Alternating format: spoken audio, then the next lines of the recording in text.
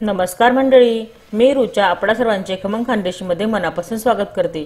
मार्च महिना सुरू झालेला आहे, गरमी सुद्धा आता जाणवायला लागलेली आहे। त्यासोबतच मार्केटमध्ये वेगवेगळी फळे सुद्धा अवेलेबल झालेली आहे आणि शिवाय फळांची गोडी सुद्धा वाढली आहे। त्यामुळे अगदी परफेक्ट असा पिरियड आहे मस्त थंडगार आणि क्रीमी फ्रूट कस्टर्ड बनवण्याचा।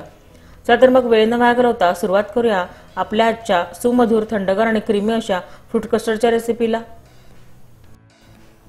फ्रूट कस्टर्ड म्हटलं म्हणजे फळं ही आलीच। त्यामध्ये फ्रूट कस्टर्डला मी नेहमी जी फळं वापरते ती आज मी घेतलेली आहे। त्यामध्ये सर्वप्रथम मी घेतला आहे चिक्कू। चिक्कूला गोडवा खूप असतो, त्यामुळे फ्रूट कस्टर्डमध्ये याची चव खूप छान अशी लागते। त्यानंतर मी घेतलेला आहे ऑरेंज किंवा संत्री। मार्च महिन्यामध्ये याला गोडवा आलेला असतो, त्यामुळे फ्रूट कस्टर्डमध्ये याचा आंबट गोड चव खूप छान अशी लागते, त्याचा रस खूपच मस्त लागतो। त्यानंतर मी घेतलेला आहे ॲपल, सफरचंद, अनार घेतलेला आहे, त्याचे दाणे खूप छान लागतात। द्राक्ष घेतले आहे, याऐवजी आपण काळी द्राक्ष सुद्धा घेऊ शकतात। त्यानंतर घेतला आहे केळ। आपण आपल्या चॉईसची कुठलीही फळं घेऊ शकतात, पण शक्यतो आंबट फळ या ठिकाणी वापरायचे टाळायचे आहे। ऑरेंज आणि द्राक्ष जे आहेत ते खूप छान असे लागतात, तुम्ही जरूर ट्राय करून बघा फ्रूट कस्टर्डमध्ये। त्यानंतर नेक्स्ट स्टेप म्हणजे जी संत्री आहे ती आता आपण सोलून घेणार आहोत आणि त्याच्या फोडी वेगळ्या काढून ठेवणार आहोत एका डिशमध्ये। असे केल्यामुळे काय होते, हवेच्या संपर्कात आल्यामुळे फोडींची वरची जी साल्ट असतात ती सुकून जातात आणि आतला गर वेगळा करण्यास आपल्याला किंवा मोकळा करण्यास आपल्याला मदत होते। आपण बघू शकता सगळ्या संत्र्यांच्या फोडी आता मी एका डिशमध्ये काढून घेतलेल्या आहेत आणि आता ही डिश आपण बाजूला ठेवून घेऊया आणि आता आपण पुढच्या रेसिपीकडे वळूया। नेक्स्ट म्हणजे आता आपण कस्टर्ड पावडरचे मिक्स बनवून घेणार आहोत। त्यासाठी मी एका बाउलमध्ये हाफ कप म्हणजे अर्धा कप थंड दूध घेतलेले आहे। त्यामध्ये आता आपण 4 टेबलस्पून म्हणजे 4 चमचे कस्टर्ड पावडर टाकून घेणार आहोत। आज मी इथे विकफील्ड कंपनीची बटरस्कॉच फ्लेवरची कस्टर्ड पावडर वापरलेली आहे। यामध्ये भरपूर कंपनी आणि भरपूर फ्लेवर्स येतात, यापैकी कुठलीही आपण वापरली तरी सुद्धा चालू शकेल। आता हे 4 चमचे पोहे खायचे मी या ठिकाणी साधे आपले रोजचे वापरायचे चमचे आहे ते 4 चमचे या ठिकाणी मी कस्टर्ड पावडर टाकून घेतलेली आहे। प्रमाण जर आपण बघितले तर 1 लिटर दुधासाठी आपण 4 चमचे कस्टर्ड पावडर या ठिकाणी वापरलेली आहे। अगदी व्यवस्थित आपण याच्या गुठळ्या मोडून घेणार आहोत, व्यवस्थित मिक्स करून घेणार आहोत। आपण जर गरम दुधामध्ये डायरेक्ट कस्टर्ड पावडर टाकले तर गुठळ्या होण्याची शक्यता असते, त्यामुळे अशा पद्धतीने थंड दुधामध्ये सर्वप्रथम हे मिक्स करून घ्यायचे आहे आणि मग या मिक्सचरला आपण कुकर दुधामध्ये टाकून घेणार आहोत। कस्टर्ड बनवण्यासाठी मी एका कढईमध्ये 1 लिटर फुल फॅट म्हशीचे दूध या ठिकाणी घेतलेले आहे। आपण जर म्हशीचे दूध नसेल वापरत तर गाईचे दूध देखील या ठिकाणी आपण घेऊ शकता। त्यामध्ये आता आपण 2 चमचे मिल्क पावडर टाकून घेणार आहोत। मिल्क पावडर टाकल्यामुळे काय होते की फ्रूट कस्टर्डचा जो फ्लेवर आहे किंवा जो चव आहे त्याची खूप छान अशी होते, खूप छान अशी एनहान्स होऊन येते आणि खूप चविष्ट असे आपले फ्रूट कस्टर्ड तयार होते। आपल्याकडे जर उपलब्ध असेल तर आपण टाकू शकता किंवा आपण ही स्किप देखील करू शकता, ही अगदी ऑप्शनल आहे। दूध तापलेले आहे, त्यामध्ये आता आपण साखर घालून घेणार आहोत। त्यासाठी 1 लिटर दुधासाठी आपण 8 चमचे किंवा 8 टेबलस्पून साखर या ठिकाणी आपण घालून घेणार आहोत। हे अगदी 1 लिटर दुधासाठी अगदी परफेक्ट असे प्रमाण आहे।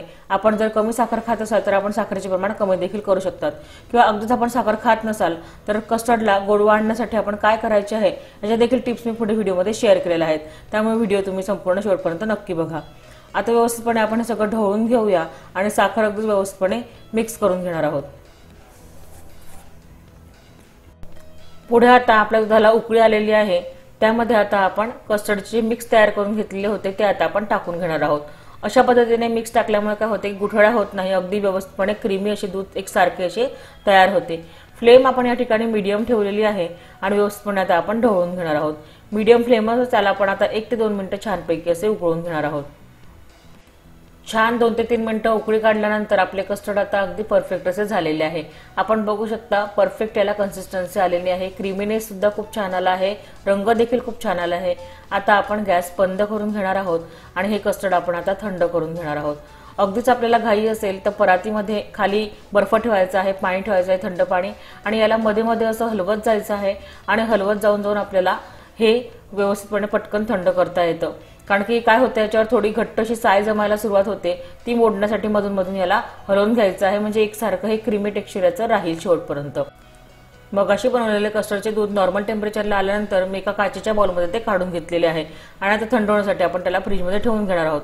आपल्याकडे जर वेळेवर पाहुणे येणार असतील आणि आपल्याला दुसरे काही गोडाचे पदार्थ करायला जमत नसेल किंवा असे काहीतरी पदार्थ करायचा असेल जो पटकन सुद्धा होईल आणि सगळ्या लहान मुलांपासून तर मोठ्यापर्यंत सगळ्यांना आवडेल आणि खूप छान असा थंडगार असा लागेल, तर हा एक उत्तम असा ऑप्शन आहे। अगदी सोपा असा पदार्थ आहे, याची पूर्वतयारी देखील आपण करून ठेवू शकता। आदल्या दिवशी कस्टर्डचे जे दूध आहे हे आपण तयार करून थंड करून फ्रीजमध्ये ठेवू शकतात आणि अगदी वेळेवर आपल्याला जेव्हा वाढायचे आहे तेव्हा आपण ह्याच्यामध्ये फ्रूट कापून सुद्धा आपण हे पाहुण्यांना देऊ शकतात।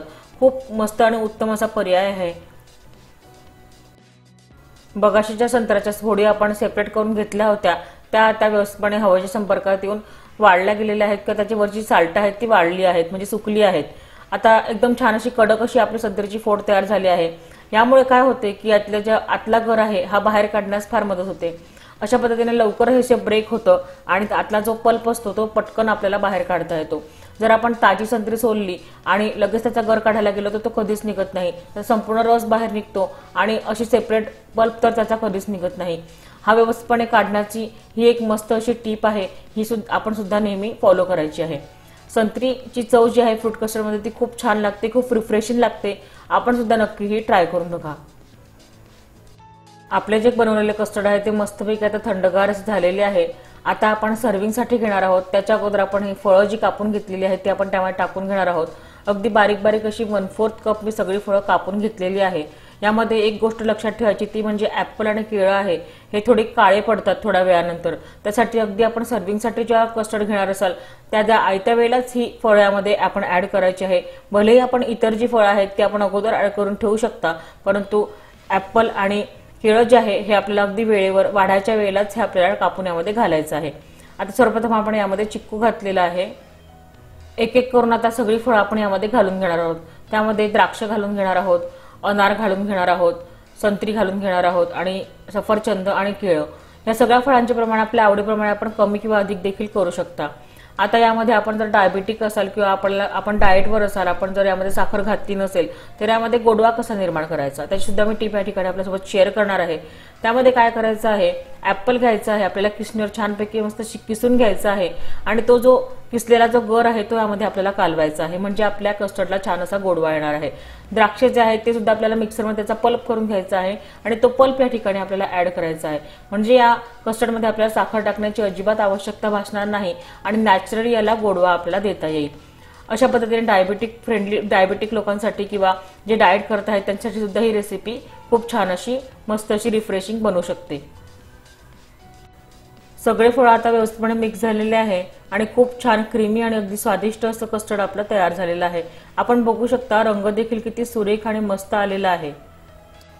आपले सुमधुर थंडगार आणि क्रीमी असे फ्रूट कस्टर्ड या ठिकाणी सर्विंगसाठी रेडी आहे।